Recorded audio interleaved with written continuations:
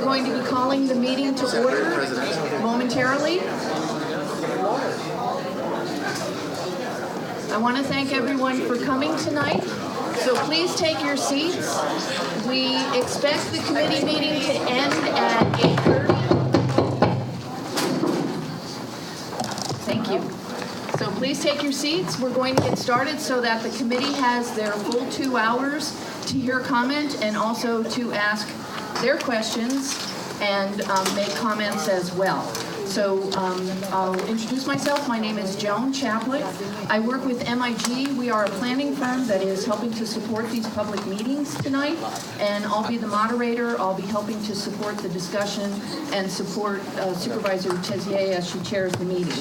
I just want to remind everyone that the meeting tonight is being videotaped. We also have a court reporter transcribing the meeting, and we also prepare summary minutes, which we post on the committee website. For any of you who are interested, in the back, we have laptops with the SMC District Lines Org program, which is an interactive mapping tool. So if you want to experiment with making your own maps, we have staff back there who can help you with that. So with that, I would like to turn the microphone to Supervisor Tezier to call to order and conduct the roll call. Okay. Good evening, everyone. Welcome. We're very happy to see a nice crowd here this evening. I would like to call to order the San Mateo County Supervisorial District Lines Advisory Committee meeting for Tuesday, September 10th, 2013. And if we might have a roll call. Does somebody have the list to help me with the roll call? Right here. Thank you. I'm here. Supervisor Warren Slocum. Here. Sal Torres, Daly City Council Member. Present. Laura Martinez, East Palo Alto Council Member. Okay, Barbara Arrieta of Pacifica. Here. William Knack of Menlo Park. Here. Rebecca Asen of Daly City. Here. Raymond Lee of San Mateo. Here. Eric Reed. Annie Loya. We seem to be missing. Who are we missing? We're missing you. Hayden Lee. Somehow you're... No, Hayden's I know, but yeah. I didn't read his name off. Okay, Hayden. It wasn't on this list. Hayden, are you here? I'm not really supposed Okay, well, we do have a quorum. So, And Laura's here as well. okay, so very we'll good. add Laura to the roll call. Okay, we'll give you a minute to get settled, and I will review the agenda. I do want to take a minute to acknowledge the elected officials that are in the room tonight. So if you could please stand and be acknowledged. We really appreciate you coming out to the meeting. I believe we have a few elected officials. Please introduce yourself. Ray Buenaventura, Mayor of Daly City. Okay. Carol Platt, Daly City Council Member. Okay. And I believe we have someone back here. I don't need that. I'll might email it to City Council. Any others? Right in front. Marie Brizuela, Jefferson Elementary School Board. Okay. Thank you. Any other elected officials here with us tonight? No, one more. Please say your name again. Eric James, Pacifica School Board. Okay, Eric James, Pacifica School Board. So thank you all very much for coming tonight. Tonight's meeting is part of a series of District Lines Advisory Committees that provide an opportunity for committee members to receive public comment on the current district boundaries and potential changes. The Board of Supervisors created the 9-member District Lines Committee after voters changed the county charter in November of 2012. The change requires that only voters within a district can elect a supervisor who lives in that same district to represent them. Under the prior system, voters countywide elected all 5 supervisors. With heightened interest in district-based elections, the Board of Supervisors tasked the committee with hearing public comment, studying current and potential boundaries, and recommending possible adjustments. So for our agenda tonight, after I finish reviewing the agenda, I will turn the meeting over to Supervisor Tezier. She will conduct the approval of the minutes from the previous meeting. Then she will lead us through oral communications and public comment for items that are not on the agenda, so not specific to the district lines process. Following that, we will have the public comment period, And the purpose of the public comment period is so that committee members can hear your concerns, your ideas, and questions about potential maps, configurations that you think should be supported through this process. And they'll be taking in that information.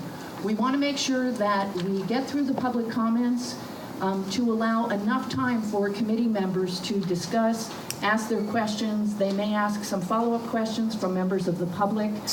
They want to take in all that information and bring this meeting to a close by 8:30. So that's our timing for this evening. And with that, I'd like to turn it back to the supervisor for the approval from the previous minute. I want to see if all the committee members had a chance to review the minutes from the previous meeting. And if so, and there's no... Move to approve. Okay, we have a motion to approve. Is there a second? Second. Motion is second. All in favor? Aye. Any opposed? Okay, seeing none, those minutes are approved. We're going to move into oral communications and public comment. As was mentioned, this is for items that are not on the agenda. So is there, I have no speaker cards thus far for this portion. We have one. Okay, thank you. Okay, Mike Ngona, council member, Daly City, former colleague of mine. I could go on till you get up here, Mike. And I have a gentle reminder at 2 minutes. Oh, God, 2 minutes? Okay, together in 2 minutes. Board, advisory board, honorable guests and people, I'd just like to say a few words about what we did yesterday as a city council. First of all, personally, as a person that's lived in this city since 1965, I'm glad about the fact that we are finally addressing this issue. And the fact that Daly City took a look at it, last night we voted on passing a resolution that would adopt the community unity map, one as the map that we as a council would like to go forward and take a look at. Now that map does a few things, and it is the product of a number of meetings. That map keeps intact the community of interest in Daly City, one that includes not just Daly City, but parts of Westboro, Northern Pacific, West Winston Manor, and all those areas that are included in the map. The map also addresses two other things. It addresses the boundary lines in all of the districts, but it also takes a look at specifically the Menlo Park, Redwood City issue and the issue of the community interest there that needs to stay intact. That is crying out to be those people there that want to be part of that district. I live in Daly City. I teach judo on San Mateo Avenue at King Hills in San Bruno. I did a wrestling program in Pacifica at Terra Nova High School. This is my community. These are the areas that I travel in, and this is the areas that I spend my time in and devote my time to my community in. It's clearly a community of interest because of the fact that we have shared churches such as St. Augustine and St. Andrews. We have places that we all congregate in these areas. And specifically as it relates to District 5, this is the map that truly best reflects the diversity of this district. So I would urge that you would take a look at this map and perhaps utilize it and adopt it as the map that you would have for a district. Thank you. Thank you, Mike. Okay, since we have no additional cards, we will move on to the redistricting. Oops, I'm sorry, we have one more. Mayor Ray Buenaventura of Daly City. Thank you, Supervisor. So as my fellow colleague, Councilmember Ngona said, last night at our council meeting, we did take a vote. We had this item on our agenda at the council meeting, and we voted unanimously last night for a resolution endorsing the community unity map. And I actually have copies of the endorsement I would like to submit for the record, and just if you could pass that down. I think you have now before you the weight of an entire city behind a community map. You have the weight of an entire council in the Daly City Council. So I'm very glad for the opportunity to be here and to present this to you. I thank you for coming to Daly City and listening to our concerns. But we have studied this issue, our city manager, our staff, we've engaged in discussions about it. We believe that the Unity map serves the best interest of all our communities, and for that reason, we urge you to adopt that map. Thank you very much. Thank you, Mayor Buenaventura. I do have 2 more cards. I'm not sure if I'm getting this. Chris, it's either Bowman, Brown, I'm sorry, Chris? Oh, very good. I'm sorry, I couldn't read your writing. And that'll be followed by Wilson Chu.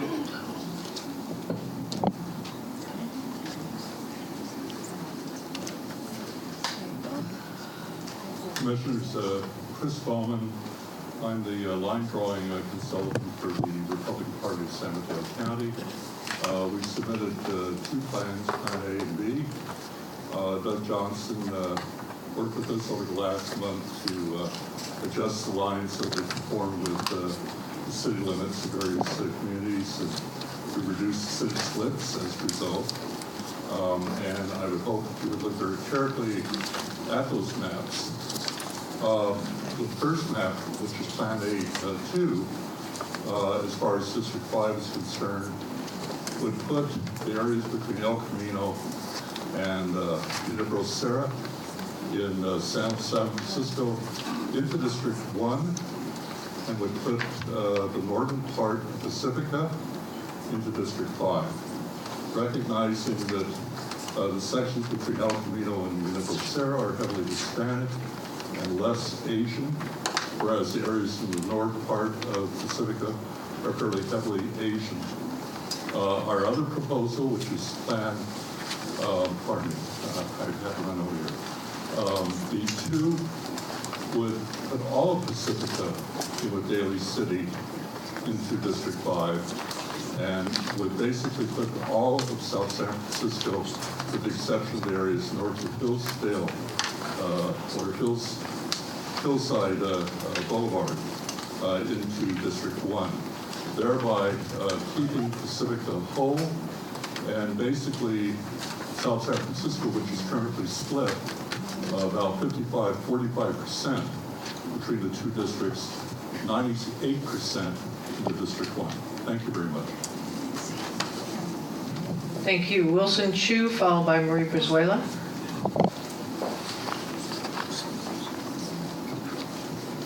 Thank you. I'd like to thank you for holding this open conference, and I'm also here to support the Unity map, the Community Unity map, and I think that the Community Unity map keeps Daly City whole.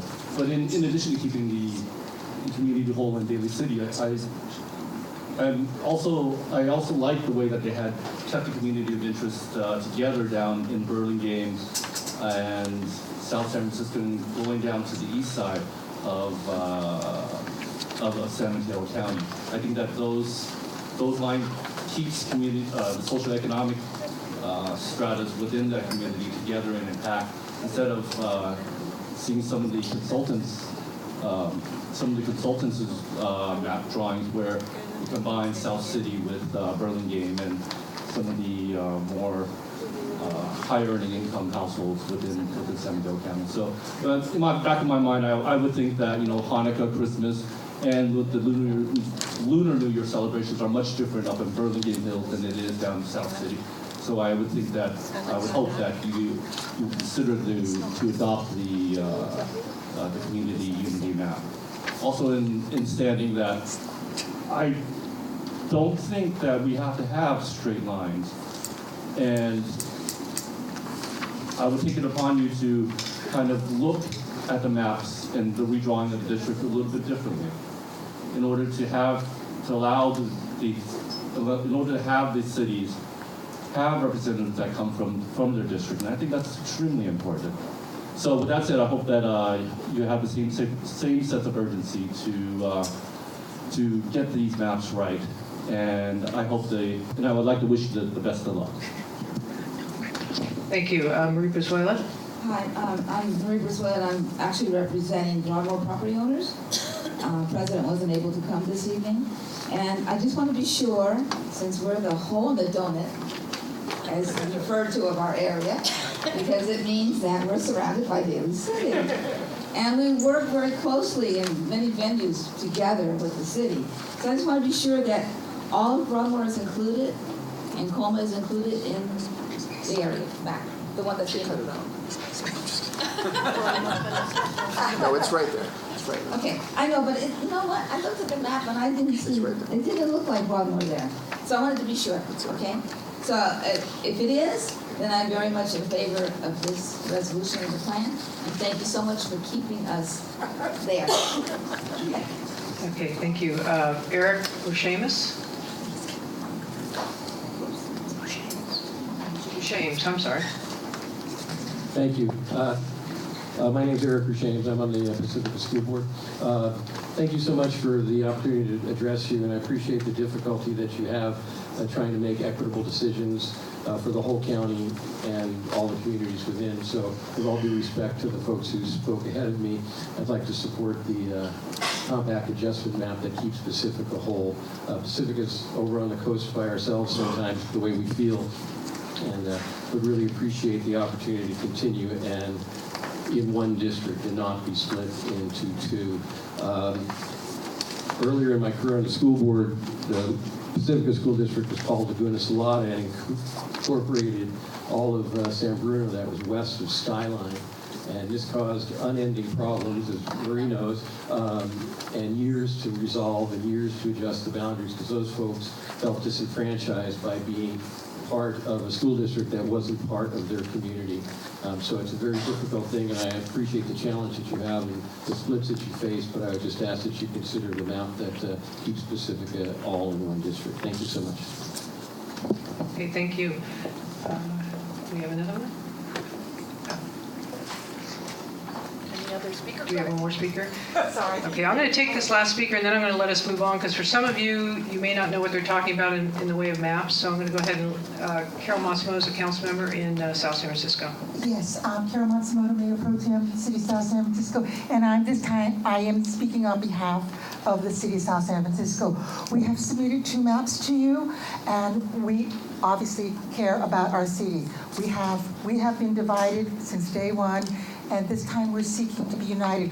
After coming to several of your meetings, we followed all the criteria about neighborhoods, community interests, yada, yada, yada. We have followed all the parameters as outlined by the direction. And we are, quote, the biotech capital of the United States or maybe the world, we're not sure, but we know we're of the United States. But in essence, we have been split. We've had 2 supervisors, we've had 2 state senators, and we have 3 assembly members.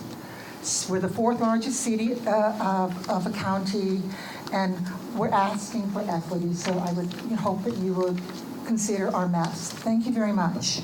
And just so you know, my understanding is those maps came in last night and they were able to put them in the system so everybody will be able to take a look at. So I think we're pretty current on the maps we're going to see this evening. Okay, great. Well, why don't we go ahead and do the next presentation, which is of these consultants' maps and maps that have been submitted by the public and cities, so we can all get a chance to take a hard look at them, and then we'll move into some more group discussion, and then we can decide at some point down the road whether there's some we're ready to eliminate or just want more discussion, so we can certainly do that. Unless there's any other comments anyone on the panel wants to make before we get into this? Okay, Doug, go ahead. Okay. And why don't you introduce yourself? Okay. So thank you, supervisor, members of the committee. My name again is Douglas Johnson. I'm president of National Demographics, and we are the consulting firm that's helping out with this process. So this is really the same presentation from those of you that were at the East Palo Alto Forum. So I'll go through this somewhat quickly because a lot of the slides are also what you saw when you were here in Daly City before. And we're really here to hear from the audience. First, although it often doesn't seem like it, there actually are rules for redistricting. The first set is the federal laws. The first one is just basic, equal population. There have to be an equal number of people in each of the supervisorial districts, and it's people. It's not citizens, it's not registered voters, it's just human beings. The second federal law is the Federal Voting Rights Act, which gets complicated in implementation, but the basic idea is where there is a community of a protected class, meaning Latinos, Asian Americans, African Americans, or Native Americans, that community should have an equal opportunity to elect its preferred candidates. So you shouldn't cut through in any way that dilutes their ability to elect their preferred candidates. Then there are a couple of state laws that really give some guidance more than they restrict or regulate anything. But the first section says that when looking at boundaries, you may give consideration to topography, geography, cohesiveness, contiguity, and communities of interest. And then the second provision in state code simply says that a change in lines will not affect the current supervisor's current terms. So even if a line draws the supervisor out of their district, they finish their current term. They just can't run for re-election if it happens. Then, and what are usually talked about the most, are what the courts have termed traditional criteria or traditional redistricting principles. The first, and the one that you've already heard quite a bit about, and that always comes up the most, is communities of interest. And there's always a question of what is a community of interest? And it really boils down to it's whatever the people in a given neighborhood or community define as their community of interest. So in this process, we've heard a lot about cities. We've also heard about different parts of cities being communities of interest that should be kept together. The second traditional criteria is to follow visible boundaries. This means freeways, rivers, canyons, things that make it easy to describe the district. So that the idea is to help people who want to get involved to understand their district and to kind of make it easier to recruit their neighbors to participate in elections and policy decisions. Along that same line, we have the traditional principles of compactness, contiguity. We want the districts, again, to be reasonably easy to describe. Continuity in office, this is one that the courts have acknowledged. The idea here is if there's not another pressing criteria need to not remove a supervisor from their current district, the idea is that the re-election of a supervisor should be up to the voters, not to the redistricting process to say, last time you elected these two members, but we're going to put them together so next time you can only have one. So where possible, the courts have said it's a traditional criteria that's acceptable. Population growth, you can slightly underpopulate a district if you know it's going to be very fast growing over the decade.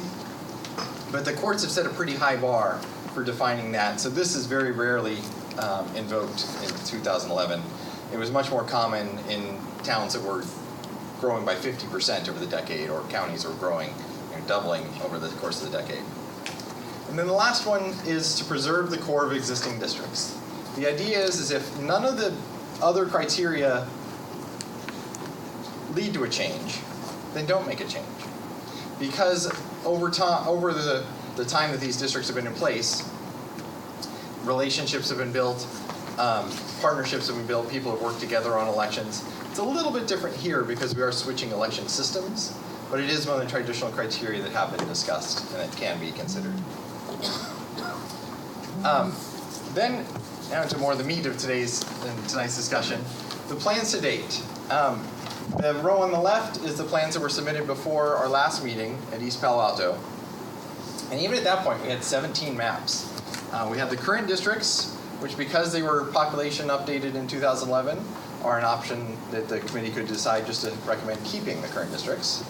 Then we had Mr. Nakamura, who has been our energizer bunny of this process. He's been really involved in trying to draw different ways of doing the lines. We have the community unity map that's been discussed already. The Republican Party submitted maps A and B, and then we replaced them with A2 and B2. And then Mr. LaRoe drew a District 5 only map. Then there were the 4 consultant maps that are really aiming to illustrate other options or puzzle pieces that can be looked at. Compact adjustments, 2-city split, which is a map that only splits 2 cities. There are options that can only split 1 city. You can do it with Millbrae, you can do it with Burlingame, or with San Bruno, and then the blended map. And as we go through this, I'm happy to bring all these maps up. I'm just saving a little time and not walking through the ones we walked through last time in much detail. But then there's the blended map that was discussed earlier. After that meeting, we have 4 new maps. One that was discussed at the last meeting and requested was what's called the precinct cleanup map, which takes the current lines, and the county registrar's office had asked for a number of precincts to be cleaned up just to make election administration easier, where there were small sliver precincts and things like that. So it's very close to the current lines, but it includes some cleanup of those to make elections easier to administer. And along that line to do a little bit better on city integrity and things like that. Then Mr. Nakamura has submitted Plan 1E, which actually he told me he takes the NDC blended map and makes some revisions to it. And I'll show each of these.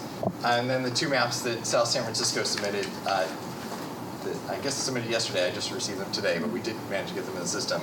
One preferred, and then one that kind of, I guess, an alternative. So let me quickly go through the new maps so you see what they look like. So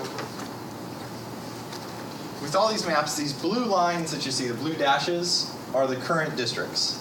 So when you see the black lines, and same thing with the maps on the display over there. Where you see the black lines will be the change where they divert from the dash lines. So let me jump in with the new maps.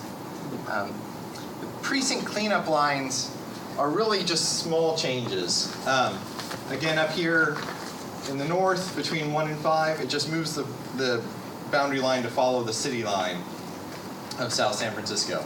So before the line went through the unincorporated area and divided that up. So this just simplifies that precinct. Let me see. Let me bring up the list of changes, actually, because some of them are quite small. So up in San Mateo, there were 2 small precincts, one of which had no registered voters and one had 96 registered voters that were not in District 2. And so this united them in District 2. Zoom in on that. I'm not even sure if it shows up on the map. It was such a small area. But we're down along the border. So small they didn't even show. Then the registrar's office actually asked for Beaumont to be united, the whole city, but that involved about 3,000 people, so that change is not in this map. There are a number of maps from the original set that do make changes. I'm sorry, is it Beaumont? Belmont, where that border goes, but it is not in this one. Then we had unincorporated area that was split between districts 3 and 4, and with the registrar called Alameda. And then in Redwood City, this is uniting the foot part of Redwood City all together in one district. One thing I would flag, and my thanks to Chris for doing a lot of ground research on this.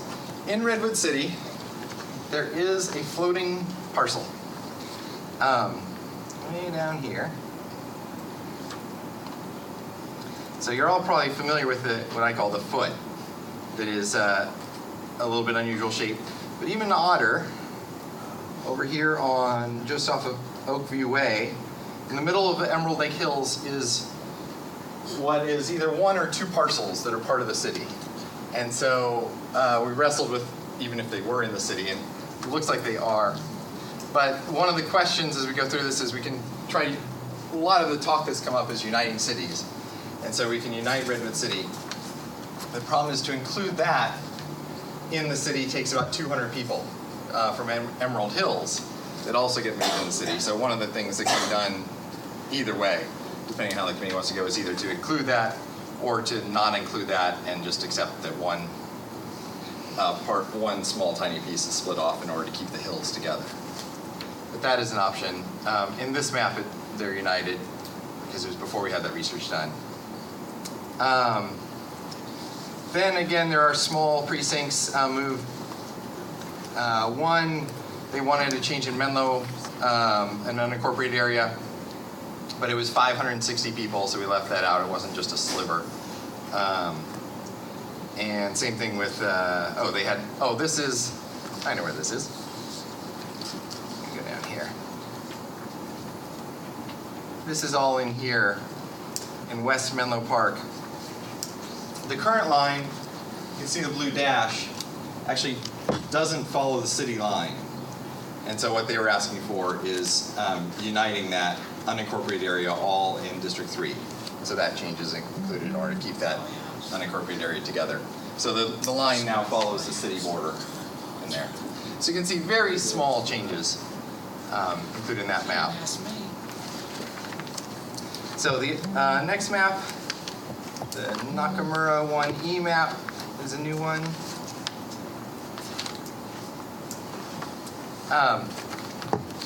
This one, again, is similar to the blended map we looked at last time. District 1 picks up Brisbane.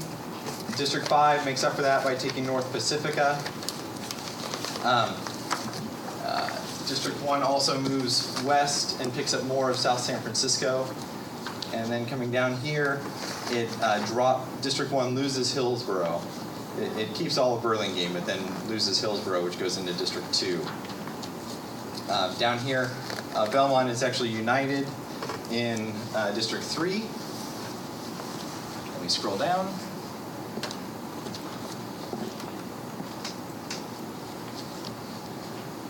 So Belmont is united in District 3. Redwood City, the Redwood Shores area, is added to District 4. And then Menlo Park is divided in El Camino Real. So the northeastern portion of Menlo Park is in 4, and the part that's west of El Camino Real is in District 3. Before you leave that, can I ask you a quick question, John? Does everybody have these, by the way? These things that we have in our packets? No. Okay. No, we have them on the boards and then the presentation. Okay, so I wanted to ask you a question. Maybe you could speak to this. If it's coming up later, just let me know, okay? So on the Nakamura 1E, since you're on it, and I just wanted to understand if I'm reading this correctly or not. Sorry, I'm getting over an illness. You have one page that's entitled Proposed Plan Demographics. And it has, I'll just take District 5 for now, it has a 2013 population of 146,531. Deviation from ideal is a negative 683, which yields a negative 0.46% of deviation. Then on the next page it says, change from current districts, population goes up 6,551, deviation from ideal is the same, rendering a percent deviation of 4.45%. Can you explain how you reconcile or what those mean exactly? Yes, actually, Mr. Nakamura caught this. This and the South San Francisco maps came in last minute, and I rushed a little too fast. And what happened on those demographics, I will hand them out as soon as we go to public comment. I have corrected forms. But what happened is the districts are in the wrong columns.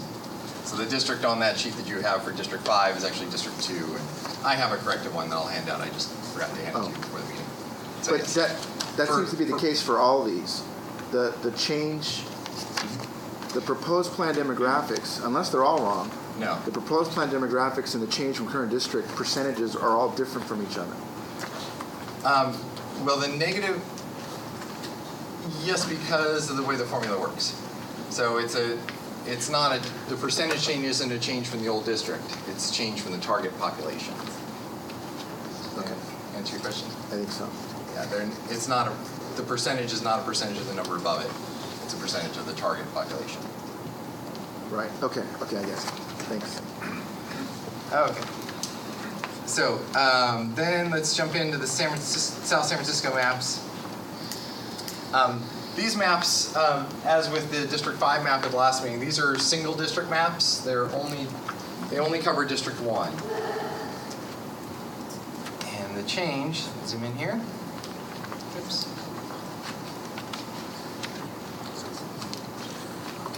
Adjust that for the projector. So the change in District 1 is that Hillsborough and the San Mateo Highlands are dropped out of District 1 in the south end. And then Burlingame, Millbrae, San Bruno,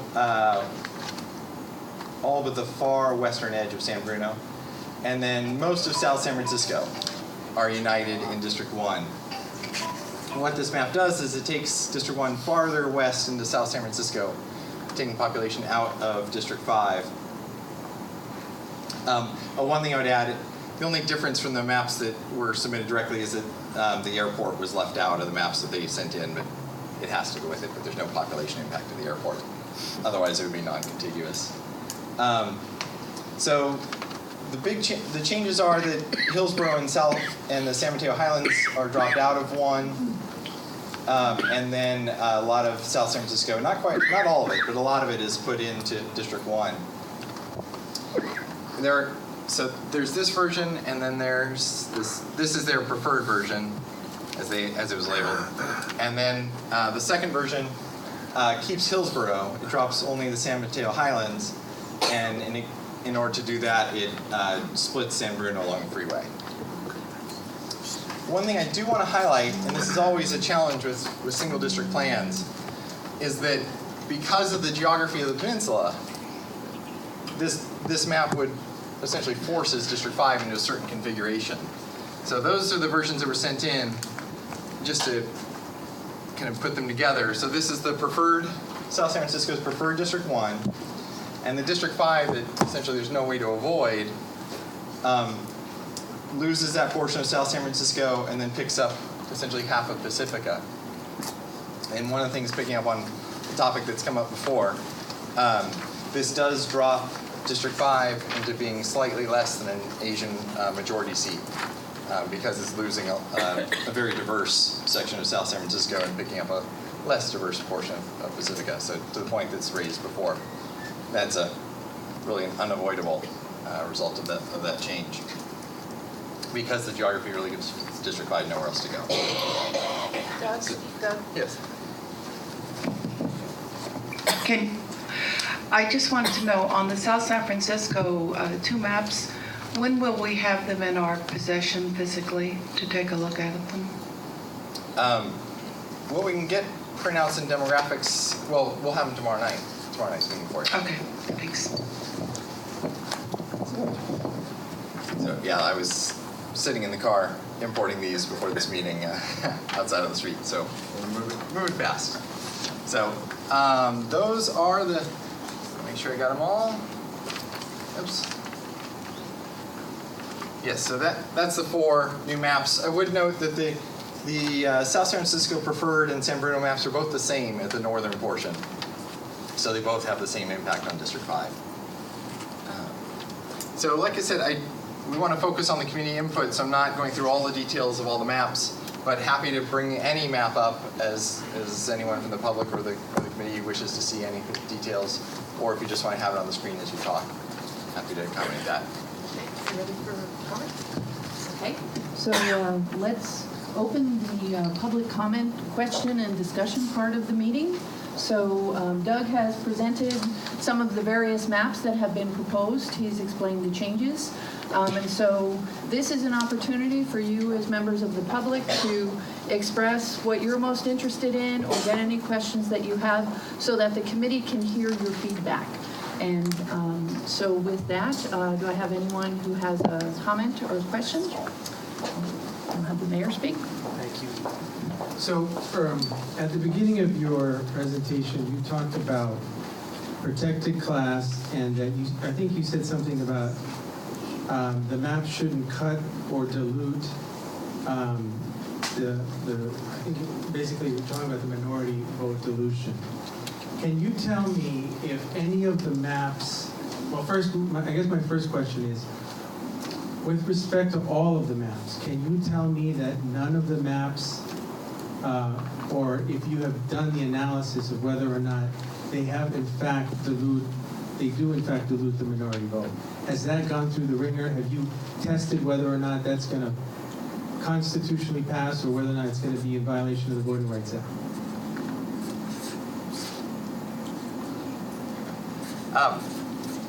We have been looking at the demographics of each district and both total population, citizen voting age population, and surname registration. The question of dilution is not a bright line test, and one of the reasons for doing public outreach like this is to get a lot of input. As you probably know, just about all the Asian Americans elected to the state legislature and Congress from California come from districts that are not 50% plus one Asian American. So while we often use that as a line, because the courts have said you have to be able to draw a 50% plus one district in order to file a lawsuit, it's not quite the bright line test. And so one of the questions is to the community, the districts that drop District 5 below, the plans that drop District 5 below 50% plus one, are they diluting or would they be okay? And so that's part of what we're looking for from the community. So there are maps that are drawn that will drop the minority vote below what it is now. Is that right? In District 5. Okay. Yes. And how many of those maps drop the minority vote right now? I don't know off the top of my head, but I think it's roughly a third to half of them. A half of them drop the minority vote.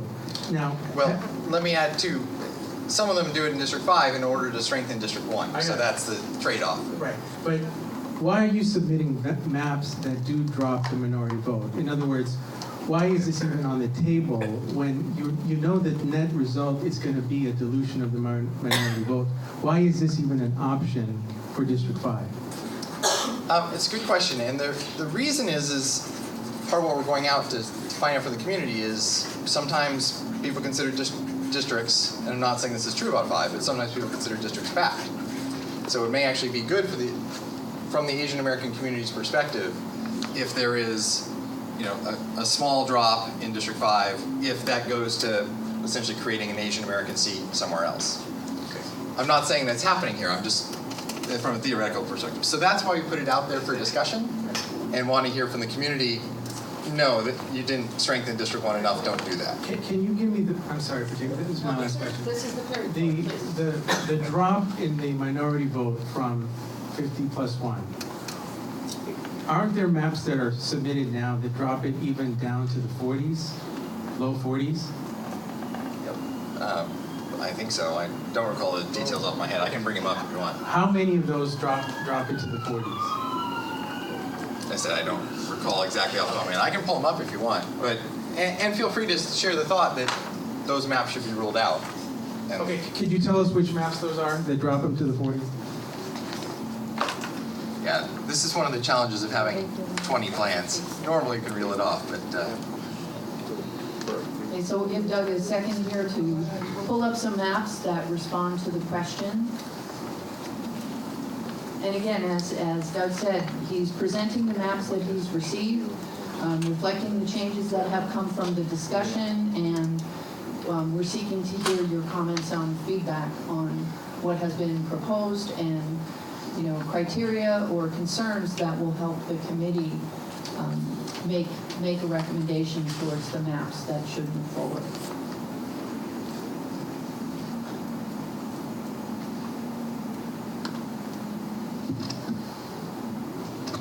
okay.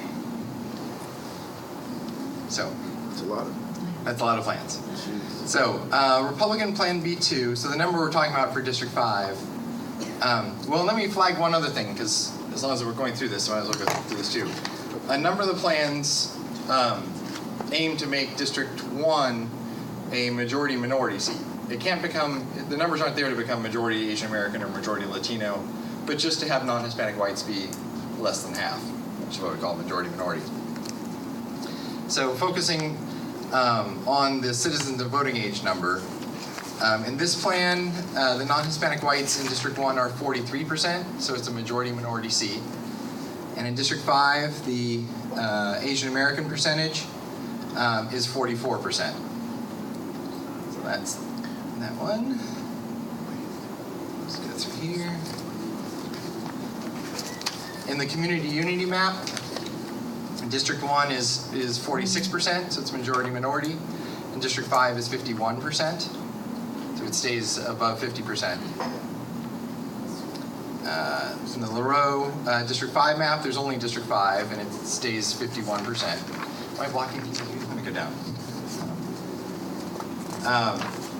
Nakamura, the Asian American percent in District 5 actually goes up slightly to 52, and the non-Hispanic whites are right at 50% in 1B. In 1B version 2, it's essentially the same thing, 52 and 50. Nakamura 1B3, the Asian Americans are 52% and non-Hispanic whites are 49% in District 1. 1D, it's 52% in District 5 and 49% in District 1. In 1D2, it's 52% in District 5 and 48% in District 1. 1E. This is the corrected sheet that differs from what you have in your packet. 52% in District 5 and 49% in District 1.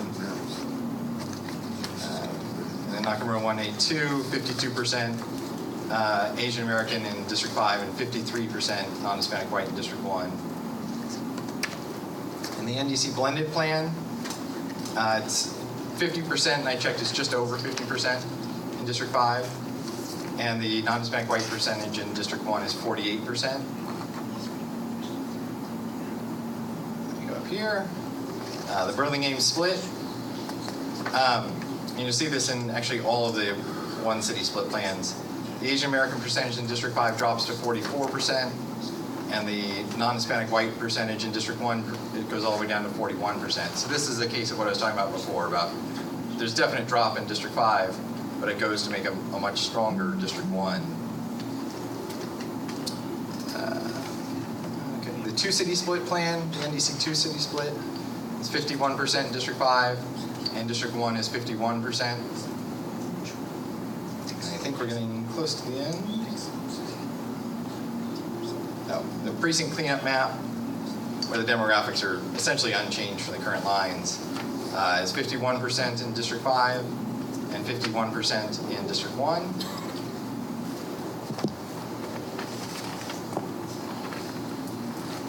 And then the Republican A2 plan is 50%. I believe, if I remember correctly, I checked it, it's just slightly over 50% in District 5 and 48% in District 1. So you can see the trend there amongst the districts, or amongst the various plans. Doug, what about the compact adjustment draft? Oh, did I miss one? Yeah. So the compact adjustment draft, that is the map we're getting the question about. Oh, okay. So that has Asian Americans at 53% in District 5 and non-Hispanic whites at 44% in District 1. So I think Just to clarify, I want to make sure that we're talking about the same stuff. and I'm going to hand you this microphone so we can hear you. The recorded microphone can't go past you. Well, I just thought you might have cited the wrong figures there. Let me pull the plan up. I'll pull the original up and just make sure I got it right.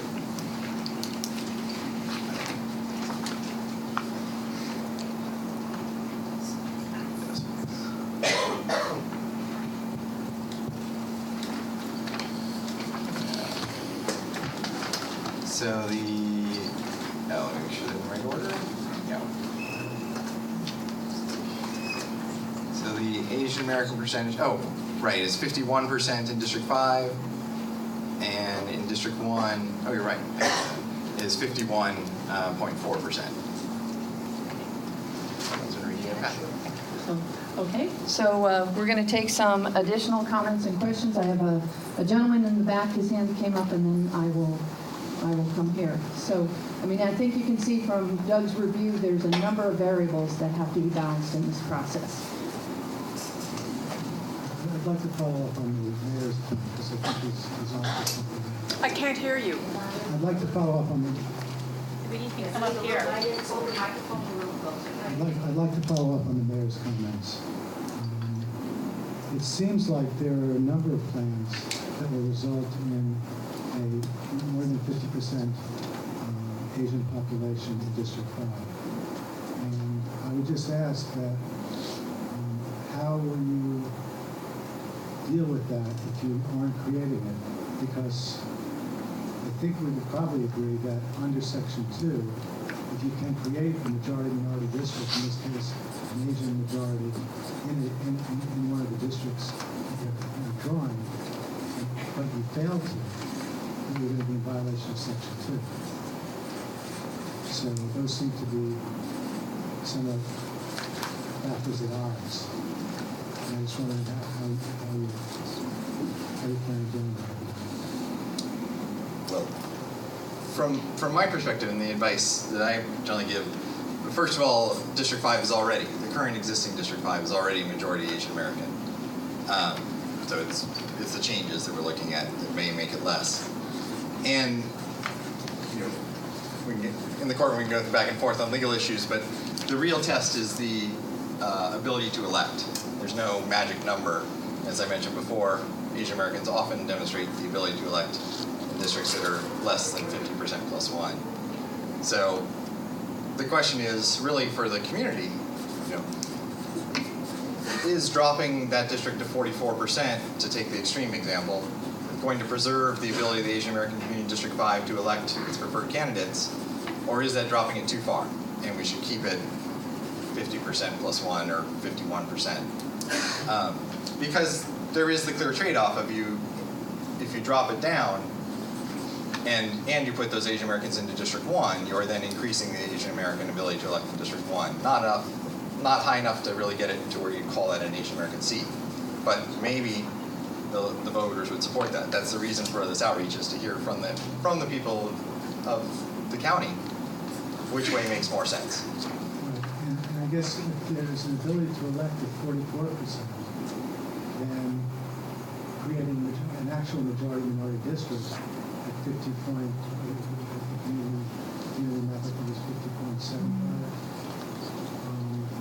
is clearly going to result in a majority minority district. And I would just hate for this whole process to end up with something that, you know, we're not in danger of packing either. When you reference the concept of packing, which people don't know, is somewhere between 60-70% when a jurisdiction takes an inordinate number of people, many more than they need to elect, and packs them into a single district. But that's certainly not the case here, where we're talking about 50.75. And I would just hate to have gone through this process knowing, because it's now on record, that we have at least two, and I think more plans that have District 5 plus 50% plus one percentage for District 5 for the Asian community. And if we fail to draw that, we'll be in violation of Section 2. Well, and let me just add, thank you for sharing the opinion that we're not in danger of packing, because that's what these outreach meetings are looking for. It's not just questions, but we're looking for your thoughts. So thank you for that. I'm going to take some comments, and I'm going to ask people to be a little concise so that we can get as many people before we turn it to the committee for their discussion. Can you have them come, everybody come to one spot? Thank you. Makes it a much easier. Thank you. How about right here? That's great. And then you can address the committee, and you can also see the map. Yeah, that'd be great. I'm Sandra Borden, and I'm a resident of Daly City, and I'm a minority. Can you tell? Bodies. I'm wearing my Star of David. So I know what it feels like to be outside looking in, and discrimination from when I was a little girl growing up to now. Anyway, I would like to know if the considerations of race, religion, economic issues of the population, be they Democratic or Republican, Hispanic, Asian, African American, European, has been considered entirely, so that it is not going against the Constitution of the United States and the Voting Rights Act. It's a good question and a common one, and I would note we were just talking about the protected class, and in the presentation I talk about the protected classes because those are covered by the Voting Rights Act. But on these demographic spreadsheets that we're looking at are a wide variety of demographic stats for each plan. There's percentage of families with children at home, there's income data, there's percentage of renters. So we are taking a broad look at socioeconomics entirely, not just race. Because you're right, the law says race can be a consideration, but it cannot be the predominant consideration. So that's what we're trying to do in this process. Okay, so I have a comment from a gentleman here, and you can raise your hand or you can come over here. Chris Bowman again. I'd like to address the Redwood City non-contiguous parcel first. I actually did the field research on it and discovered that it was an unpopulated lot that had previously had 2 water towers that service Redwood City. And so it's not a trade-off of 240 with someone from Redwood City. is 240 to 0. So it's no trade-off at all.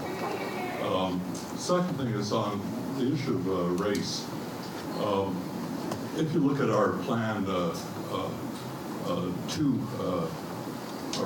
A2, we recognize that Filipinos, separate from race, are over 25% in the northern part of Pacifica. But between El Camino and the Serra in South San Francisco is below 25%. So you actually, under our plan A2, increase the percentage of Filipino Americans in District 5. But the other thing is that, again, talking about packing, we're talking about brand new districts. Every supervisor currently on the board was elected at large, countywide. They were not elected by these districts. They just happened to live in those districts. So the thing is that what the proper level, I mean, essentially, if you had existing districts in which people got elected, I think that the Section 2 issues would be more germane than they are right now.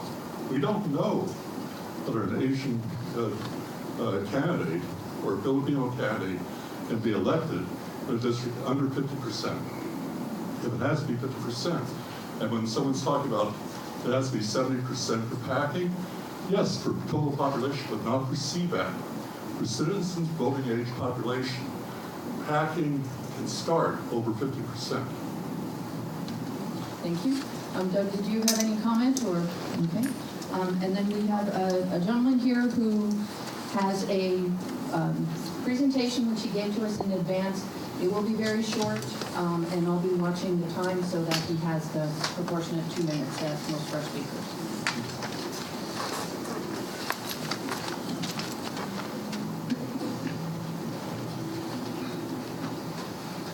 Thank you, supervisors and committee members. My name is David Carey, and I live in Belmont. This is a political map. Let's see here, we will screw back to the beginning here.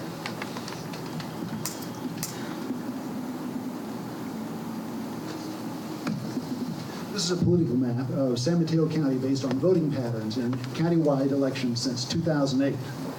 Each dot represents a precinct, and its position reflects how voting patterns in that precinct differ from the county average, which is at the center of these diagrams. A third dimension is also shown in some hard copy handouts that I will have to give you. Here is some background information about the election data that was used to draw these maps. The preferences expressed by nearly 6 million votes are important information for redistricting. This shows how the current districts are distributed across this political land. Some of them are rather dispersed and lack political cohesion. Briefly, looking at the districts individually, we see that District 1 is quite dispersed along the most significant dimension, the horizontal dimension. District 2 is one of the more politically compact districts and also tends to be centered within the county.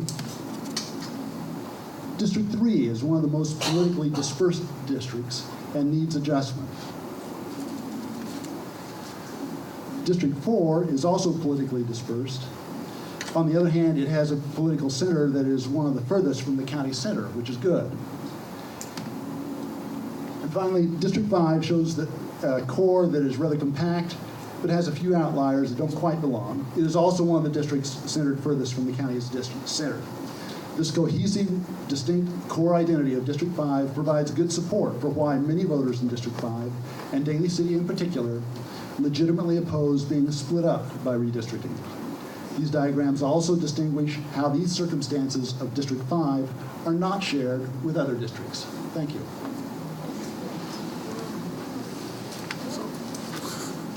Thank you for being succinct, and if you have materials, you can share them now with committee members. Are there others who have comments, questions? Sir? Maybe I misunderstand what's going on in this deal here. I'm not any up on things like you guys are. But when you got up and started talking, you were talking about population in different areas. So what has that got to do with which minority is in this one, which minority is in that one, which minority in that one? If you're going for the elections or something, if a Filipino or a Chinese or a black ran for an office that I thought he was worth or she was worth voting for, it didn't make any difference what their color, race, or creed was. And all I hear here is the Filipinos got this. This is this, that area. What the heck has that got to do with the population? You asked, when you got up here, sir, you said you're going strictly on the population of different areas. Well, then what's this big comments about all these things? I have Chinese living next to me. I have Spanish living on the other side of me. Down the block, I got Filipinos living with me. Who cares? All I want to know is why are you going to this minority stuff? Why don't you go strictly by the population? And if the Filipino belongs in this area, beautiful. If somebody else belongs in that area, beautiful. Well, let's not go into your charts and saying, I'm getting nervous. Saying that you've got to have so many minority and so many whites in any race. That's not fair to anybody. So, I mean, that's it. Can we get a name? Sir, your name? Your name? Ray Keenan. Ray Keenan? Keenan. Thank you very much. Okay. Thank you, Mr. Keenan. Other comments? Sir? Hello, my name is Glenn Sylvester, commissioners and supervisors, committee members, and ladies and gentlemen of the audience. You know, I've been sitting here and I've attended a few of these meetings I'm glad to be a part. And as echoed by many before me, I don't envy what you folks have to go through. But at the same time, I have made a few points that I would like to bring out. I'm no rocket scientist and I can read maps. But to have this barrage of so many maps at one time makes it very, very confusing. I would recommend that perhaps, as Councilmember Torres had made mention in one of his statements, does everybody have a copy of the packet? And I think that's part of the problem. If we're to be productive and to make an informed decision or a comment as to what's going on, I think we need the information. That's point number one. I'm also concerned about the area in question. Most of the folks here reside here in Daly City, and thanks to this lady here in Broadmoor, which I love very much, and I didn't know about the donut holes. I learned something new today. But I'm concerned because, to tell you the truth, I could care less about a small parcel in Redwood City. I think to get the most in comments from the folks here, we have to talk about the areas here in Daly City and its surrounding cities. That's another point I would like to make. And then I'm also a believer in that we shouldn't break up cities. I will come out right out and say it. I don't like the Republican map A2 because it splits up Pacifica. I don't think the folks in Pacifica would like that. Yeah. So, and Doug, sir, you made mention that you got some maps as late as yesterday. Well, I mean, we've got to stop somewhere, folks, and work with what we have. And let's move from that point on and go from there. And one more point for the last gentleman who put in the stats about Area 5. Thank you so much, but I would like to see those same stats put in on the proposed changes of the maps and see how those work out. Yeah, look at the numbers. And then we can come to a great decision. Thank you so much for your time. Doug, if I may, I would like to make one comment. You know, in the previous meetings, we have put a drop dead date on the maps, but what we had promised is as we get them, they're going on our website, so they're available to everybody. And also the stat sheets that go along with the maps are on there. I know it's very hard because some people, this may be their first meeting. We have a meeting tomorrow night, and we have a meeting on Thursday night, and then we have, I think, one more subsequent meeting, or maybe two more. And so there will be, and someone needs to refresh my memory, the drop dead date for maps, because at some point, we do need to stop and say, you've had ample time, the 20th of September. So, we encourage maps for as long as we can get them, because as cities learn about these things, Daly City's been very vocal on what they want. We just got some maps from South San Francisco, and as we move down the peninsula, when you make a change in Daly City or South City, it affects all the other cities. So as we move to the different areas, tomorrow's Half Moon Bay and Thursday is in Millbrae, you're going to hear from those communities saying, okay, we don't want you to put us with the coast, or we don't want you to do this. So at the end of these discussions, after September 20th, we're going to have an opportunity to have gotten input from every community that's willing to step to the plate and talk to us about what their concerns are. So we are trying to give ample time, but we also continue to get maps in, so it makes it a little bit harder. But I want people to know that we have put a drop dead date, and we have a lot of work to do. And I appreciate the fact that people here recognize this is not an easy thing to do, because whatever you do at one end, squeeze the balloon, it comes out at the other end. So a lot of impacts no matter what we do. So these are going to be very, very tough decisions, but we appreciate the input.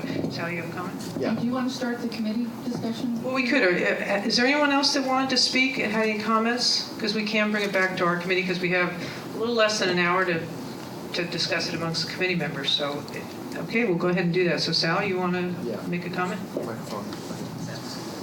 Thank you. So let me thank everyone who came out tonight, first of all. I know you had a busy night, busy day, but thank you for coming out. All of your comments are appreciated, especially for me representing this town. I guess my question is more of a point of information, and I understand that we want to gain as much community input from all the communities countywide, but since the task of this committee is to make a recommendation to the board on which or how many maps or which map should be suggested to the board or none, if you will, at what point can we start separating which ones are absolutely the ones where none of us are going to be able to support? For example, I've seen some maps here which are completely just, I would never be able to support them. So at what point can we start that process? I mean, I know we want to wait till the end, but is it fair to say that if the entire committee feels very strongly that there's one or several maps that really have no chance in heck to make it, can we make a decision to start moving those along and not keep them out of the public eye, maybe keep them and put them in a section called maps that the committee cannot support for whatever reason, and sort of move the process along and sort of start diluting that information? We certainly can, and we talked about that at the last meeting. I think what we found with the committee last meeting, and I'm not sure how they feel about this meeting, is we got so much information so quickly that there wasn't a lot of time to digest it, but we did say that if there are some that we truly don't want to include, we can start paring down, because it'll make the task at the end of the day a little bit easier. So I think that would be a question of the committee's members as we move forward and get comments from everyone, whether they're ready to make that decision at this stage of the game, if they've had enough time to digest all the information. So the answer is yes, we can if we want. Madam Chair, if I may? Yes, please. One suggestion I made this a while ago now at East College is perhaps focus more on the positive side. Because there are so many maps, it might take a long time to go through them all and knock some out. You may just want to say which ones are like the top three, in your top 3 or 4 and go through, and we might end up with 5 or 6 when you all share your top 3 or 4, but that may make it a little easier for the committee than knocking maps. Other committee comments? Maybe to make it easy, why don't I start, Bill, can we start at this end and maybe have each, if you don't have any comments at the moment, that's fine, but can we maybe start, just work through the committee to see what kind of comments the committee members have for any questions? Bill, do you have anything you want to ask? I have a question. At the last meeting, I saw on the video that you referred to some information about how many cities each one of these maps divided. Do we have that information? Can we look at that information? Because there seems to be a lot of interest in that among some of the members of the board and the public, that they seem to support maps that divide the least amount of cities. Not everybody agrees with that, but some do. So I'd like to see that, because some of the proposed maps divide a lot of cities. And then now they mention However, on the flip side, there are some that hardly divide any, but still are unacceptable for other reasons. So if you could get that for us, that would be great. I'm not prepared tonight to talk about my top 3. I think I could probably enter into discussions about, when the time comes around, 1 or 2 that might not be acceptable after I hear from some of the other board members as to why. I think I could come to that decision. Yeah, just one other comment I was going to make is, and I know that because of cost and for the sake of environment, we don't want to make too many copies, but if you could take some of these charts and maybe not blow them up exactly, but put them maybe even this size right next to the map, so as people come in tomorrow night, for example, they can actually see the same sort of stats we're looking at, in case they didn't have a chance to look at it at home or print it out or what have you. If that's a possibility, you can just stick it on there, or maybe even just binder clip it so people can look at it, see what the voting age, voting population percentages are, and things of that sort. And we can do that, so we will attach them, have it 8.5 by 11 for reference. That would be great. A question and then a comment. I'm wondering, I was a little confused by Mr. Carey's presentation. I don't know if he's still here. He's still here. But I was wondering if the committee would entertain giving him a couple of minutes to come back and help me understand what it was you were showing here. And then the second, just general comment is, I'm not necessarily prepared to eliminate maps tonight, but I think rather than use the word eliminate, it would be valuable to hear from county lawyers perhaps on which maps put us at the greatest risk. And let's not eliminate it, but let's just say if there are some, maybe to the mayor's point or others' point, that expose us to potential costly litigation, maybe we could just put those in a pile for the moment, not necessarily eliminate, but just understand which maps those are and how many there are. Can I just, if I, yes. If I can, I think that's a good idea, but I would suggest that you also hear from the other side, like, for example, there are lawyers from the Asian Law Caucus. We could also advise you as to, because I'm sure the county will put their spin on what they think it is. And spin? So we've had a request for maybe some advice from those with the various lawyers involved in the process to help provide some guidance on which maps might be most problematic, depending what the numbers and locations look like. We've also had a question, just a very short clarification of Mr. Carey's presentation. So I'll give him just another minute. Do you have a specific question you wanted to answer, or? Well, I was just putting it on the line. I was confused about what you were trying to show us, and then I think you were getting close to the punchline. You said you got 5 seconds or something, but I'm just not sure what this shows us. Okay, so can you maybe give us some context? How does this information relate to the maps that we're trying to create? So if you could give us a short answer. So the maps we've been looking at have been geographical maps. They don't show how voters vote, what the patterns of voting are. And so I was trying to introduce that information as some more input to help. And by itself, what I gave you tonight in the handout is not very actionable. But it is something that I wanted to introduce what I had, and I do plan on providing some actionable data for you to show how current districts and the various proposals have been done, to what extent that they draw districts that are politically compact and politically cohesive. I appreciate that, but I'm still not sure I understand. Yeah. If I showed you this document and asked you to explain to me what it tries to show, would you right now tell me? Yeah.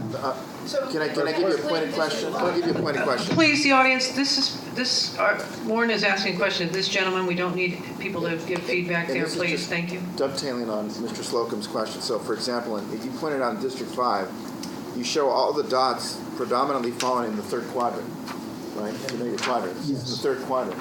So that's the two negative sides. What does that mean? Okay, so the fact that they're negative doesn't mean anything per se. So what I did was I looked at the elections in it was 39 contests, 95 voting options, and I looked at how for each precinct, how did the average, the ratios in those contests differ from what they were for the county as a whole.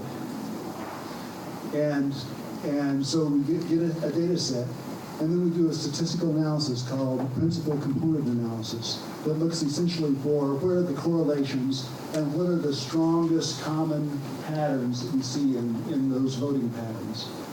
And what we're showing here are the two strongest principal components, or the two strongest areas of correlation in voting patterns. And so what this is showing is that for District 5, is that compared to the rest of the county, it is kind of has an area to itself. It's not in the center, and compared to some of the other current districts, politically it's rather compact. The voters, the precincts in District 5 tend to vote very similarly, as opposed to some of the other districts we saw where they were kind of spread out over the whole area that the county had. I want to say I understood what you just said, but I don't. But the mayor maybe, or Phil maybe has it. I think I get it. You get it? You were going to give it a try. So you're going to ask a clarifying question, and you're also going to provide some actionable data that might help them understand. Are you talking about, when you talk about District 5 voting in a similar fashion, are you looking at candidates or propositions? Or both? Both. Okay. And so to give a hypothetical, just to help the crowd, because I still think I'm trying to get it. If you look at District 1, you had it spread out. Correct. So in District 1, it's spread out, meaning that the population doesn't vote in any particular tendency. They can vote for a proposition yes versus a proposition no in different fashions, different ways. Just like candidates, they're not all voting Republican, they're not only voting Democrat, they're not all voting minorities or non-minorities. It's all over the map. That's right. Okay, so the more concentrated the dots, the more the tendency is reflected. That's correct. Thank you. That's correct. The tendency is to what, I'm sorry? No boss, no boss. Good job, son. The tendency to what?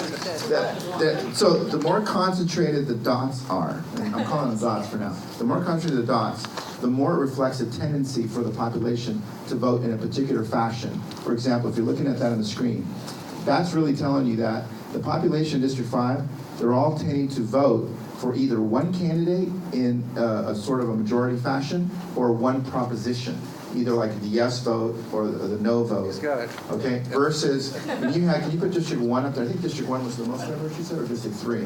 District 3. District 3. If you look at District 3, that means when people are voting, they're not voting for any one candidate or any other candidate or Proposition A or Proposition B. They're like all over the place.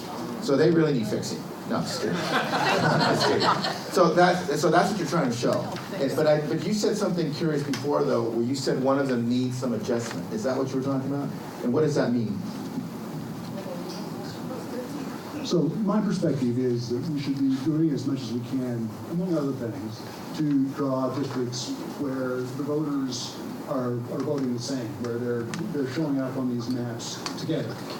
And to the extent that that's not happening in District 3, it seems to me like District 3 is a prime opportunity for making some improvements to separate things out a little bit. And I'll be talking a little bit more specifically about District 3 tomorrow night. Supervisor, did you have a... Well, I guess one of the questions that was asked, is this just candidates or is this candidates in different ballot measures? But was this just for supervisorial races or was this for, any race like the controllers or someone else's? So what I did was I looked at any contest that was countywide, so voted on throughout the county, but voted only by the county. So tried to focus on county level political preferences. So we didn't look at state, presidential elections and that sort of thing. Thank you. But it did look at majors as well as candidates, county majors as well as candidates. Okay, thank you. Why don't you have a Do we have one here? I want to move down so everyone gets an opportunity. Could I ask him a question? Sure. Could you put in a map tomorrow night on District 3 of what you want?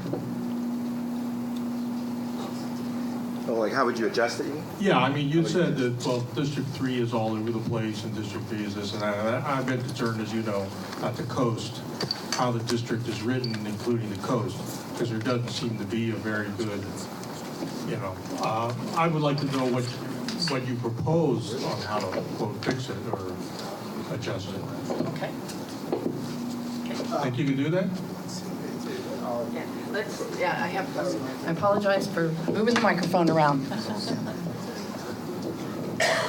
I'm not sure that I'm going to be making specific proposals of maps. I may later on, if I'm able to get to that before September 20th. Certainly I won't be able to get to that tomorrow night. But I do want to, I will provide some additional information tomorrow night that highlights where I think some problem areas and where some opportunities are. And I'm hoping to provide kind of some indexes for the various proposals that have been put together to give you an idea of how politically compact and cohesive the proposals are. Okay, thank you very much. And since we do speak in maps here, I would look forward to having your thoughts map-wise. And also, I would like to speak to the fact I'm in District 3, I'm from the coast, and I have, I mentioned last month that I had received a lot of information from people. Well, it's quadrupled or exponentially increased since last month, and there's not one person that has contacted me who wants Pacifica. I'm from Pacifica, in District 5, as it were, and they don't want any part of Pacifica in District 5 because they feel that it dilutes Pacifica, because cities are communities of interest also. And there are many people in this county who do not want to split up their cities, as it were. And even though taking into the sensitive needs of the communities of interest of the minorities, slicing through so many cities and splitting them up is not what I'm getting back from the public when they contact me. Keeping Pacifica along with the coast is of paramount importance because of the fact that the coast is kind of the stepchild of San Mateo County in many ways. And so their voice, they feel, is not as strong as the cities on the other side. And so consequently, we're under the Coastal Act, and we are subject, our growth is subject to the California Coastal Commission's dictums. We share Highway 1. Our communities are split by Highway 1. And also, we also share in the lack of transportation. We really don't have Caltrain, nor do we have BART. And we're grasping for straws to hold on to our transportation to get us out of towns. Most of us have to resort to our cars because of topography and geography. So, having said that, I would say that any map that would split Pacifica would not be in keeping with what I would go for at this point in time, or keeping Pacifica away from Half Moon Bay. I think the coast remains to be on the coast. I'd like to see South San Francisco's suggestions. I don't know what they look like physically. And so I can't speak to that at this point in time. It's just that many people, there is nobody who has contacted me and said they want to split cities. They pull me aside and they say, don't split Burlingame. What are you going to do about San Mateo? We like Hillsborough where it is, et cetera, et cetera, et cetera. And that's all I have to say at this point in time. And how about if we pass the board list so that we don't risk? Should we go back though? We have Supervisor Slocum's question about legal risk. Yeah, you want to go back? You can come back to me. I'd like to go to. Okay, I'm sorry, Doug, you said the submittal by the city of South San Francisco would reduce the voting population in District 5. Would that put did you say the Asian American vote would be under 50% then? The Asian American percentage of citizens of voting age, yes. Oh, okay. In District 5. I see. Because I'm concerned about, as I brought up at a meeting or two before, that, I want to make everybody happy too. I want every city to stay together. It would be great if we could. I am concerned, though, that this whole thing was brought about by a lawsuit, was instigated by a lawsuit. The county, recognized, the county supervisors and voters recognized that there was some imbalance in the voting countywide for supervisors, and that there is consideration of the Voting Rights Act that we have various communities. I understand. I live in Millbrae. It's a great community, and I'd love to keep Millbrae together, as well as every city together. But I think we also need to consider how these are all going to affect the other voting populations. For example, although I appreciate it, I love having Asian American elected to the county board of Supes, we haven't really discussed today, for example, the Hispanic vote and a Hispanic being voted in there. And I think that comes up in the community unity map, and how those districts are written to also help under the Voting Rights Act. I believe this is one of the goals, is that help the Hispanic community have a better access to electing one of their members. I don't know if we want to take the time to eliminate maps. I think what I'd like to do is maybe start by, I think maybe some of my colleagues have already done that, is to recommend a few or so that we'd like to consider, put at the top, make a list of the ones that we want to talk about rather than the ones we don't want to talk about. So, and I think the city, Daly City, has already put community unity map in that group by voting on it unanimously. I think the blended map, I'd like to see discussed. I'd also like a couple of the others that I thought that were interesting was the Republican B2 map.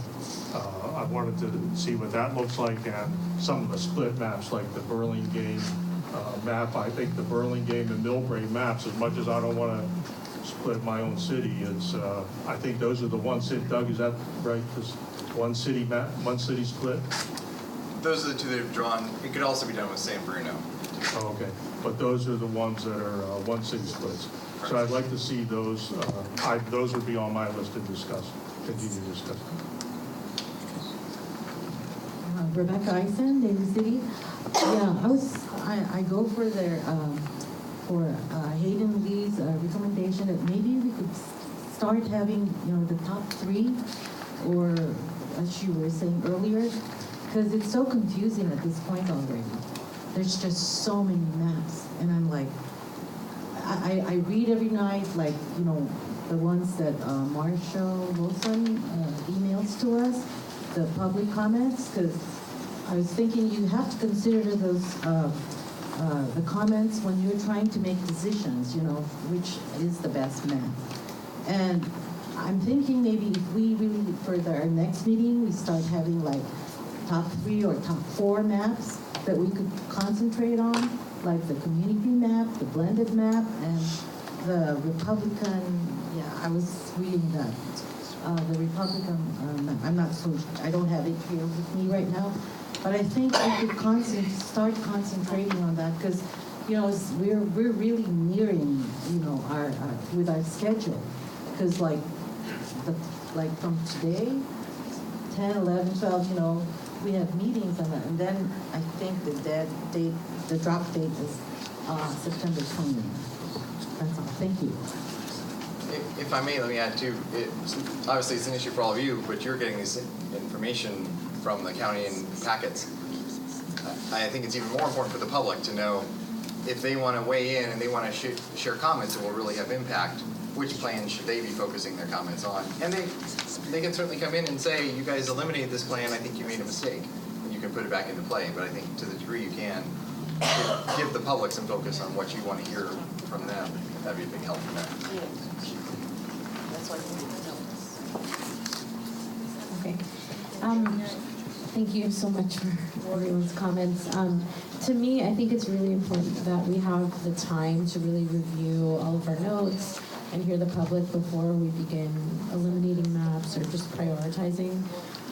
I would like to request time to review the maps and decide after the September 20th deadline.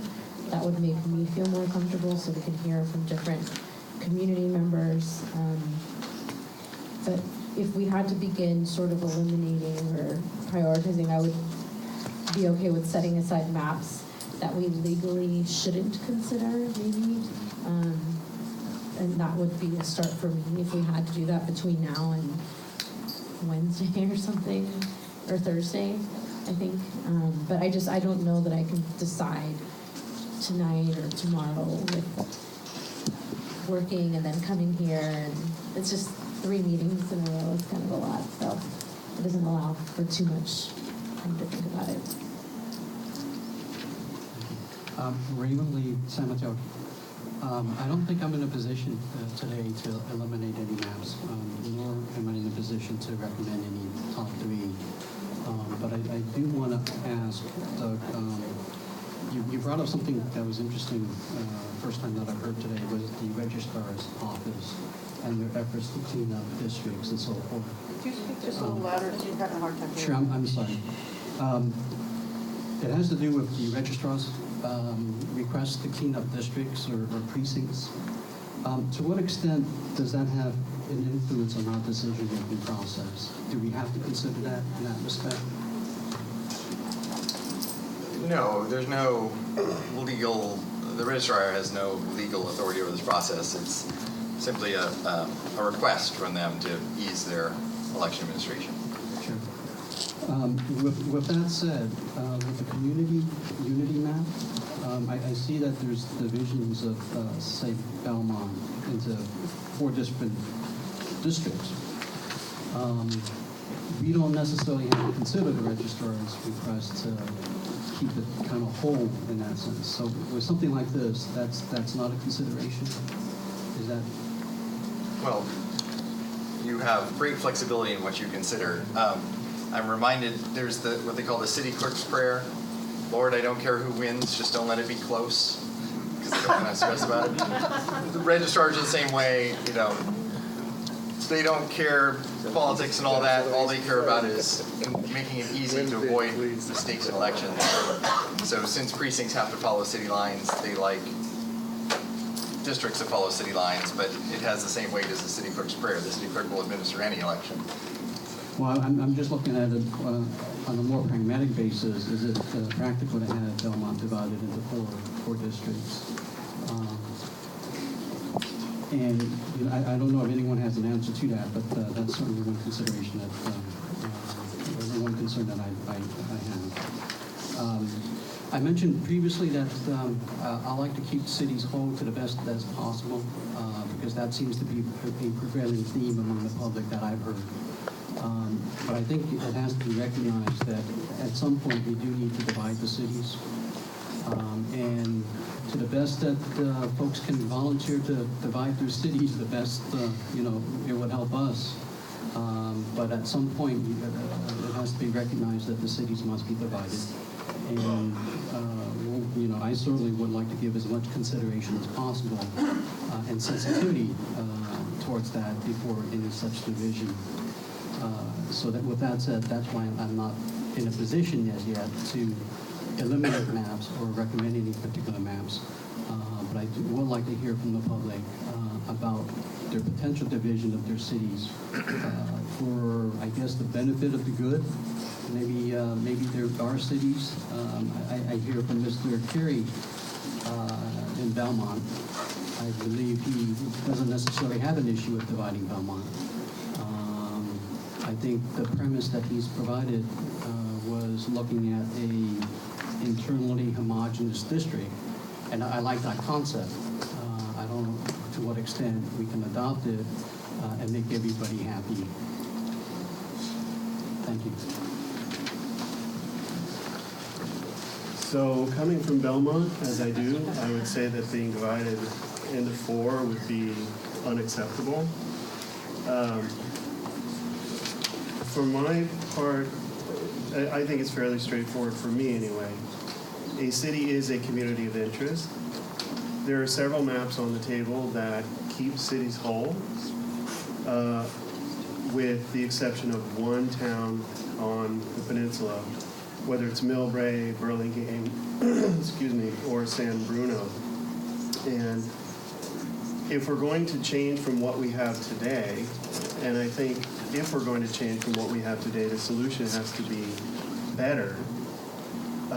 Increasing the number of cities that are divided is a move in the wrong direction. So if we're going to change from what we have today, I say we change in the direction of keeping more cities whole. I'm also struggling a little bit, frankly, with the idea of majority voting. While I think I understand the concept, I look at the total population statistics and I don't see a majority. So I struggle with defining what a minority is when there is no majority. So, anyway.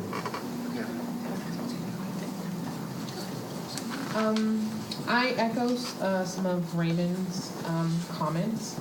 I believe at the East Palo Alto meeting, I did ask for a spreadsheet of how we're tallying some of the concerns that we've been hearing from the public. So, which of these maps divides the most cities? Which of these maps group some of the ethnic populations together, so that we can just start to have somewhat of a checklist that we can perhaps grade some of these maps based on some of the comments the public have been making, including, I think the biggest discussion here tonight is how do we maintain some of the ethnic majorities to your comment.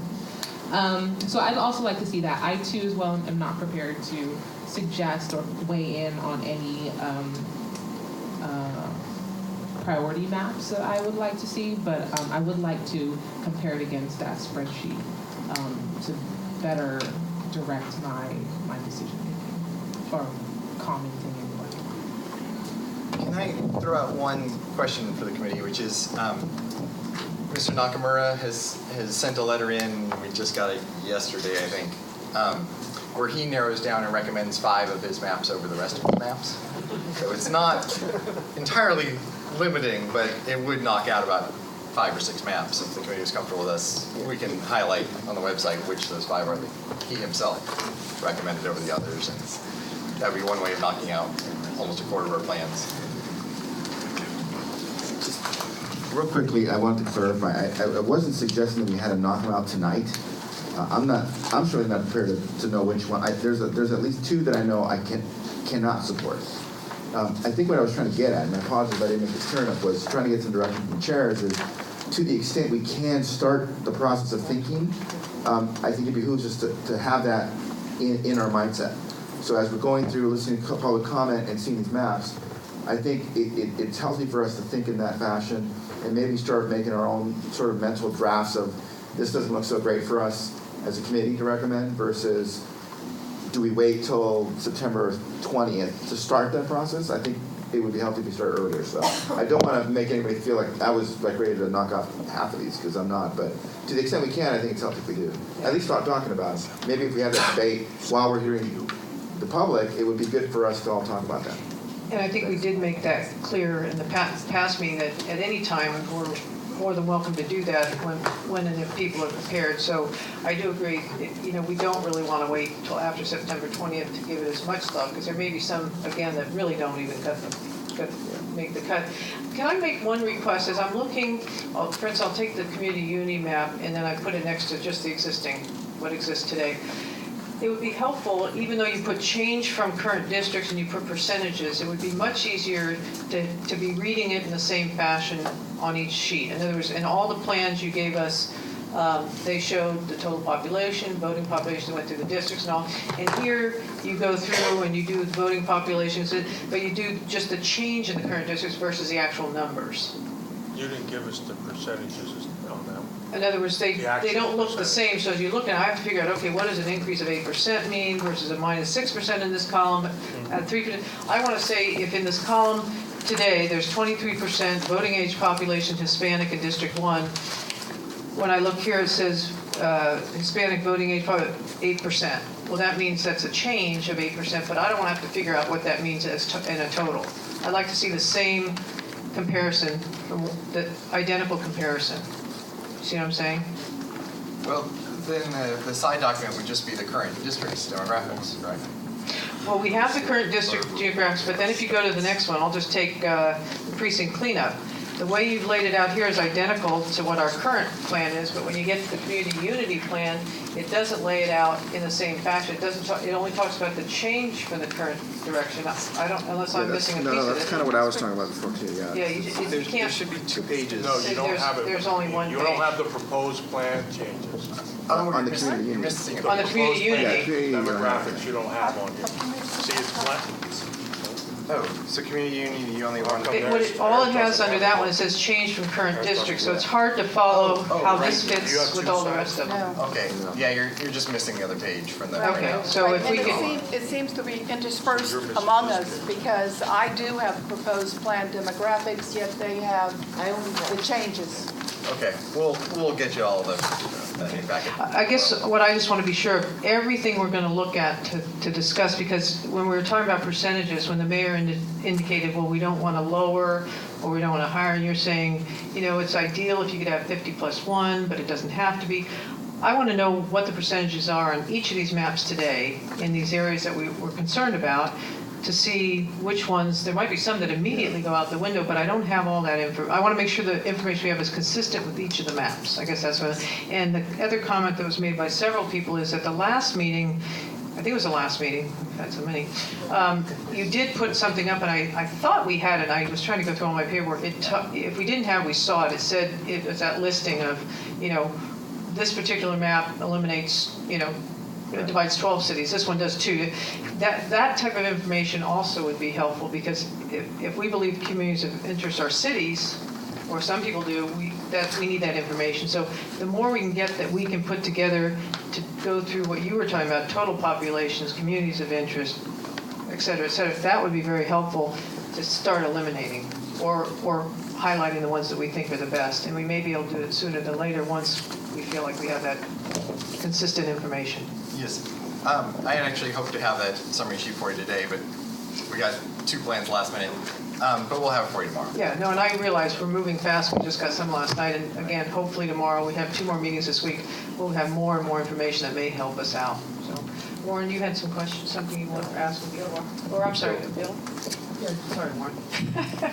Just to add to Supervisor's request about what's, you know, how many cities are split depending on which map, it would, so, because you're going to get the questions anyway, you should list what cities so that we know, you know, the existing, you know, layout, it splits 3 cities. Well, what are they? Yeah. And then the community unity map splits 10 cities. What are they? Because you're going to get the questions anyway, and that'll help us look at what we're dealing with. Sure. Thank you. Thank you. I wanted to hear from the county lawyers on the part about, you know, which of the maps, if any, we might just say expose us to risk, and if that might be done, and if so, by when. Would anybody find that helpful? Certainly, I can speak to that. How about if we give you the microphone so that Sure. you get picked up on the videotape? Sure. Oh, you are right near that Probably right near the speaker. Paul Okada, County Attorney.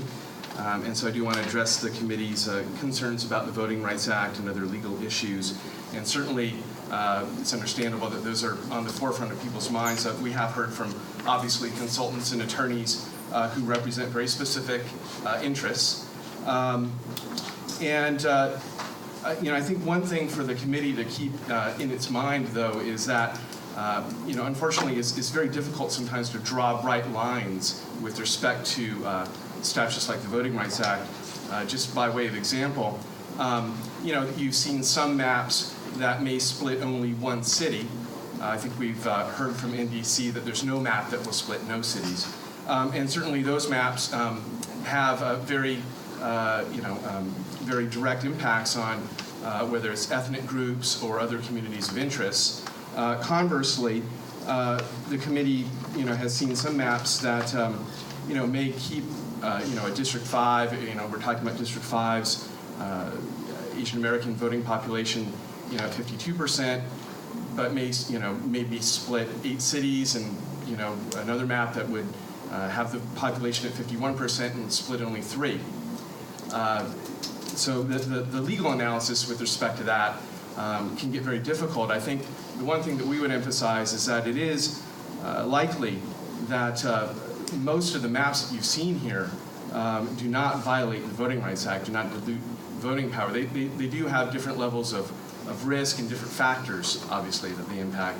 Our recommendation would be that the committee, you're going to go from location to location, and you're going to hear from different people about the communities of interest. And as you narrow these maps down, we will work with NDC to highlight some of the risk factors for you. But certainly, NDC has done this many times, and to our knowledge, they've, an NDC map has never been successfully challenged under the Voting Rights Act.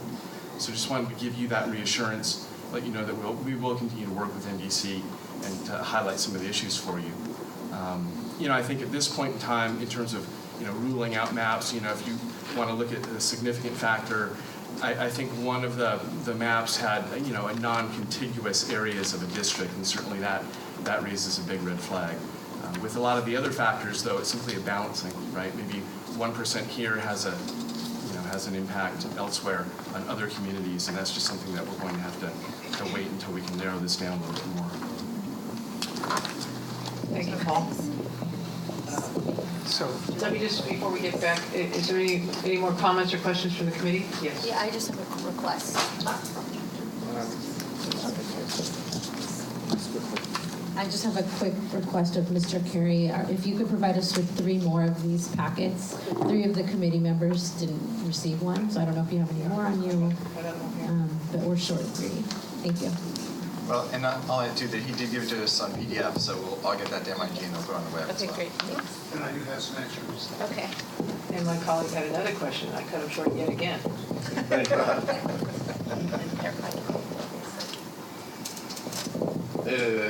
I think what Mr. Carey said earlier was to, maybe it was Hayden's point, did he have specific recommendations on the D3 fix for the scattergram? And you said, well, I don't think I'm going to get to it anytime soon. It seemed like that was your answer. And I'm just, wanted to ask you, could you take what he's shared with everybody and, maybe talk to him and maybe come out with a map that would approximate what he's talking about? Or no? We can see what we can do. Let me give you a little practical view of this. What he's measuring is the political diversity of each district. And the reason that District 3 is the most politically diverse is it's the coast, it's Atherton Woodside, and it's San Carlos. So 3 very different areas, 3 very different groups of issues going on. So how do you fix that? Well, A, you make it a coast district. That'd be very nice, but you can't do that. There's not enough people. So perhaps if we, if the part that you added to District 3 was more focused on just San Carlos in that area or just Atherton Menlo Park, that would make it more politically homogeneous, which is, if I'm phrasing it correctly. But that's one of the challenges with District 3 is that the coast votes very different or has issues that are different than other parts. So anything with the coast and something else is going to be more diverse. But yes, I'm happy to, if he has suggestions on it, I'm happy to draw them. Let me just be sure that there's no more comments from the committee itself, because Mayor Winter would like to make a comment. I would just ask that now that you've heard from the county council side, if you would entertain some words from, there's a lawyer from the Asian Law Caucus who could give you the other side of what the county council just said. We can certainly do that. Okay. Mr. Rubin? Whoever represents Mr. Rubin, if you could come up.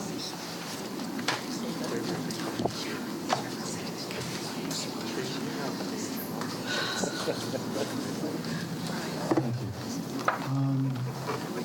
First off, I had a question that I could ask.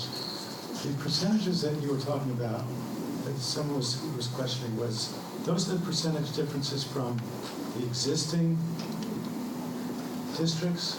Yes. Like, why are we concerned about that? 'Cause I thought there was a mistake. I thought they were talking about the differentiation from the norm, which of course is something we're concerned about, to make sure that it's hopefully under 5%. That number we care about, but why do we care? Oh, I see what you're asking. Then in the total population, you're right. The deviation of the total population, we're looking for a deviation from the norm. What they're referring is in the demographic sheet, there's a page 2, which for each demographic category, like Hispanic citizen voting age, it has the difference in that plan to the current district. So if the current district is 51% Asian American and the proposed one is 44, it'll say -7. So it's a change from current. The reason I ask is because I think it's important to note that those districts were drawn without regard to Section 2 of the Voting Rights Act or anything in the Voting Rights Act, because they're not by districts.